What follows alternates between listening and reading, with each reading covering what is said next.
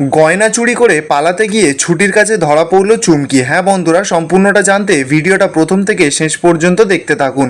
ধারাবাহিকের শুরুতে দেখা যায় ছুটি তো অভিকে নিয়ে একটা সস্তার হোটেলে চলে এসেছে।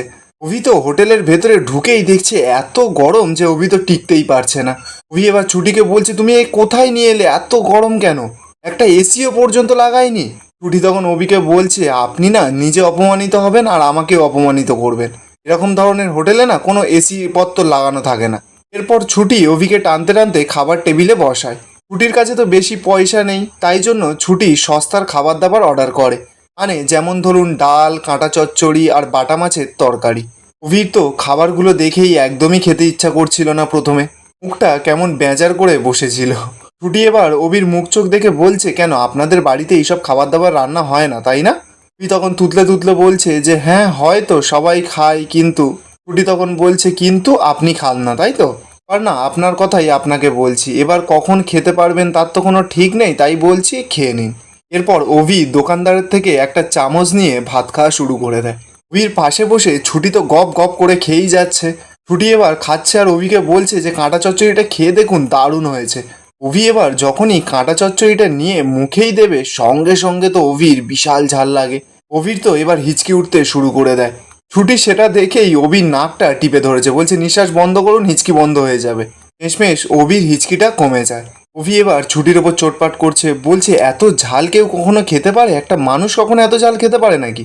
ছুটি তখন অভিকে বলছে, আপনার তো যত ঝাল সব মনে, পেটে তো আর সহ্য হয় না। অভি তো এবার হাতে করে বাটি থেকে মাছের পিসটা তুলেছে। অভি তখন বলছে, এটা কি জিনিস? ছুটি তখন বলছে যে এটা বাটা মাছ, এটার কাঁটা বেছে খেতে হয়। অভি তখন বিরক্ত দেখাচ্ছে, বলছে ইস, এই যে মাছটা খাওয়ার কি কোনো খুব দরকার ছিল? এই যে কাঁটা ফাঁটা বাছা বাছি এইসব ঝামেলা, এর থেকে মাংস নিয়ে নিলেই ভালো হতো। ছুটি তখন বলছে, সোজা কথাই বলুন না যে কাঁটা আপনি মাজতে পারেন না। এরপর ছুটি অভির মাছটা থেকে কাঁটা বেছে পাতে সাইড করে দেয়। ছুটি অভিকে এতটা কেয়ার করছে দেখে অভির তো খুব ভালো লাগে।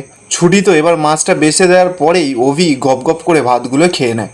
এরপর দেখা যায় অভির ফোনে হিরণময় ফোন করেছে। অভি তো ফোনটা দেখেই ভয়ে আর ফোনটা ধরে না। ছুটিকে বলছে যে এক্ষুনি আমাদের বাড়িতে যেতে হবে। আর হ্যাঁ, সকলের সামনে আমাকে উকিল স্যার বা আপনি বলে ডাকবে না, সবসময় তুমি বলে সম্বোধন করবে। যা যা শর্তে লেখা আছে সেগুলো কিন্তু মেনে চলবে। আজ থেকে আমাদের ইলেকট্রিসিটি বিল, পিনকোড, বাড়ির অ্যাড্রেস সমস্ত কিছু এক।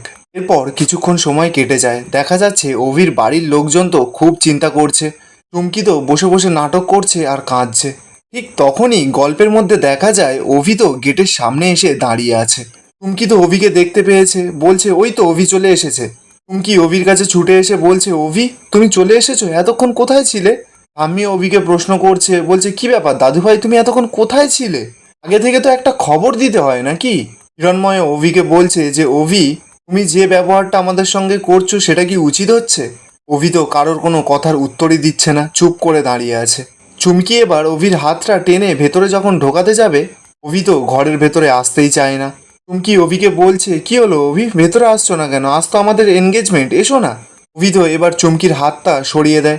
অভি এবার মুখ খোলে, সকলকে বলছে যে আমার বউ অপেক্ষা করছে ঠিকই, কিন্তু সেটা এই বাড়িতে গৃহপ্রবেশের জন্য। অভি এবার ছুটির হাতটা ধরে ছুটিকে সকলের সামনে নিয়ে আসে। ব্যাস, বাড়ির সকলে তো ছুটিকে দেখেই পুরো চমকে যায়। ড্যাব ড্যাব করে বাড়ির সকলে অভি আর ছুটির দিকে তাকিয়ে আছে। অভি সকলকে চিৎকার করে বলছে, মিট মাই ওয়াইফ ছুটি। চুমকি এবার ছুটিকে দেখেই বলছে, ছুটি তুই এখানে? হিরণময় তখন অভিকে বলছে, ওয়াইফ মানে কি বোঝাতে চাইছো তুমি? আমি তো কিছুই বুঝতে পারছি না। অভির বাবা তখন অভিকে বলছে যে তার আগে তুই বল, এরকম একটা জঘন্য রসিকতা আমাদের সঙ্গে করলি কি করে? চুমকি এদিকে মনে মনে বলছে, ছুটিকে অভি বিয়ে করেছে?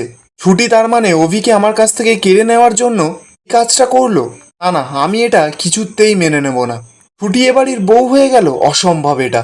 অন্যদিকে ছুটিও তো মনে মনে ভাবছে আর বলছে যে চুমকি নিশ্চয়ই ভাবছে যে ওর ওপর আমি প্রতিশোধ নেওয়ার জন্য এই বিয়েটা করেছি। অভির বাবা তো এবার খুব রেগে আছে, অভির ওপর চিৎকার করে বলছে যে এতগুলো মানুষকে এখানে অপেক্ষা করিয়ে কি তুই মজা করছিলি এতক্ষণ? অভি এবার ওর বাবাকে বলছে, বাবা তোমার কি মনে হয় এই বিয়ের মতন একটা সিরিয়াস জিনিস নিয়ে আমি মজা করতে পারি? সবাই এখানে যেটা দেখছে যেটা শুনছে সেটাই আসল সত্যি। আমি ছুটিকে বিয়ে করেছি, শি ইজ মাই ওয়াইফ। ছুটি তখন মনে মনে বলছি, এই কি দেখছি আমি, সারা বাড়িতে বিয়ের আয়োজন, এর মানে হিরণময় আঙ্কেলের মেয়ে চুমকির সঙ্গে আজকে উকিল স্যারের এনগেজমেন্ট ছিল। এটা তো আমি জানতাম না। উকিল স্যার তাহলে এই কাজটা কেন করলেন? এটা তো একটা বড় ভুল হয়ে গেল। এদিকে দেখা যাচ্ছে ঠাম্মি অভিকে বলছে যে আজকের দিনে দাঁড়িয়ে তুমি এরকম কথা বলতে পারলে কি করে দাদু ভাই? একটু আগে আমি সকলের কাছে মাথা উঁচু করে বলেছিলাম যে আমার নাতি আমার কথা মানবে, সেখানে তুমি আমার মাথাটা পুরো হেড করে দিলে দাদু ভাই। আমার এত বছরের স্বপ্ন, আমার বেঁচে থাকার একমাত্র সম্বল, তুমি সমস্ত কিছু শেষ করে দিলে।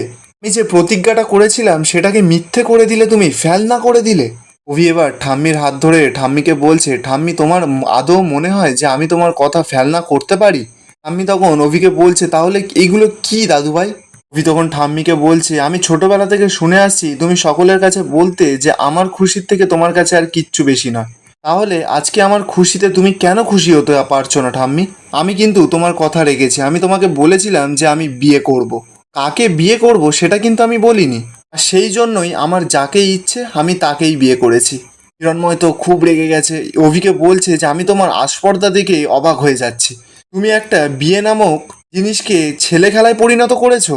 এখন কথার পর কথা বলে এখানে উপস্থিত সকলকে বোকা বানাতে চাইছো। আমার মেয়েটার সঙ্গে তুমি এই ছেলে খেলাটা কেন করলে? অভির বাবা তখন অভিকে বলছে, আজকে না তোকে আমার ছেলে বলে ভাবতেই লজ্জা করছে। এই দিনটা দেখার জন্য আমি তোকে আজকে জন্ম দিয়েছিলাম। অভি তখন অভির বাবাকে বলছে যে তাহলে কি আমার ঘাড়ের ওপর জবরদস্তি সব কিছু চাপিয়ে দেওয়ার জন্য আমাকে জন্মটা দিয়েছিলে? এই মেয়েটার সঙ্গে আমার সম্পর্কের ইকুয়েশন নিয়ে আমি বারবার তোমাদের সকলকে বলেছিলাম। কেউ কি শুনতে চেয়েছিলে আমার কথা? একবারও গ্রাহ্য করেছে আমার কথা? তোমরা না কেউ শুনতেই চাওনি। উপরন্তু তোমরা জোর করে এই মেয়েটাকে আমার সঙ্গে জুটতে চেয়েছিলে। কেউ একবারও তোমরা জানতে চেয়েছিলে যে আমি কি চাই? কেউ তো আমাকে জিজ্ঞেস পর্যন্ত করনি যে আমি কি চাই। উপরন্তু একটা এনগেজমেন্টের ডেট ফিক্সড করে আমাকে ইনফর্ম করে দিলে। বেশ, ছোটরা তো বড়দের থেকেই শেখে। আমি ছোট তাই আমি তোমাদের পথই অনুসরণ করলাম। আমি ওকে বিয়ে করেছি আর তোমাদেরকে জাস্ট এখন ইনফর্ম করলাম। আর হ্যাঁ, আর একটা কথা, আমি ছুটিকে ভালোবাসি। এই বিয়েটা আমি ভালোবেসে করেছি। ঠাম্মি তখন অভিকে কাঁদতে কাঁদতে বলছে, তুমি ওকে ভালোবাসো? তোমার কথা শুনে আমার লজ্জা করছে। তুমি আমাকে একসময় বলতে না যে তুমি পরীর জন্য অপেক্ষা করছো? তুমি আমাকে বলনি যে তুমি চাও যে পরী তোমার জীবনে ফিরে আসুক? আর আজকে বলছো তুমি এই মেয়েটাকে ভালোবাসো? তবে একটা কথা তুমিও শুনে রাখো দাদু ভাই, এই বিয়ে আমি কিছুতেই মানি না। আমি পরী ছাড়া দুনিয়ার কোনো মেয়েকে তোমার বউ হিসাবে মানি না। এই বলেই ঠাম্মি রেগে মেগে ওখান থেকে চলে যায়। অভি এবার ঠাম্মির পেছন পেছন যখন ছুটতে যাবে, ছুটি তো অভির হাতটা টেনে ধরে। ছুটি অভিকে বলছে যে আপনি আমাকে ভালোবাসেন, এত বড় মিথ্যেটা এখানে সকলের সামনে বললেন। অভি তখন ছুটিকে বলছে, এই মুহূর্তে দাঁড়িয়ে এখন আমার যেটা বলা উচিত আমি সেটাই বলছি। প্লিজ একটু বোঝার চেষ্টা করুন, আর এটাতে কারোর কোনো ক্ষতি হবে না। এরপর দেখা যাচ্ছে পাড়ার লোকেরা যারা নিমন্ত্রিত ছিল তারা সকলে অপমান করছে। বলছে এ কি কাণ্ড, এত বড় পরিবারে দেখছি ছেলে তো মা ঠাম্মি কারোর কোনো কথাই শোনে না। নাকি আবার ছেলেটা এত বড় উকিল, এই ছেলের জন্য আবার নাকি এত রকমারি ব্যাপার। এরপর অভির বাবা সকলের কাছে হাত জোর করে ক্ষমা চেয়ে সকলকে ওখান থেকে চলে যেতে বলে। সকলে তো ওখান থেকে চলে যায়। এরপর ঈশা গিয়ে অভিকে বলছে যে তোর শান্তি হলো তো এবার? সকলকে কাঁদিয়ে কষ্ট দিয়ে ভালো লাগলো? অভি তখন ঈশাকে বলছে, আমার যেটা ভালো লেগেছে আমি সেটাই করেছি। ঠিক তখনই অভির মা অভির কথা শুনে অভিকে একটা ঠাসিয়ে জোরে চড় মারে। সকলে তো দেখেই পুরো চমকে যায়, ছুটিও তো পুরো ভয় পেয়ে যায়। এখানেই আজকের এপিসোডটা শেষ হয়ে যায়। আপনাদের কি মনে হয় শেষমেশ কি সকলে ছুটিকে মেনে নিতে পারবে নাকি না? কমেন্টে অবশ্যই জানাবেন।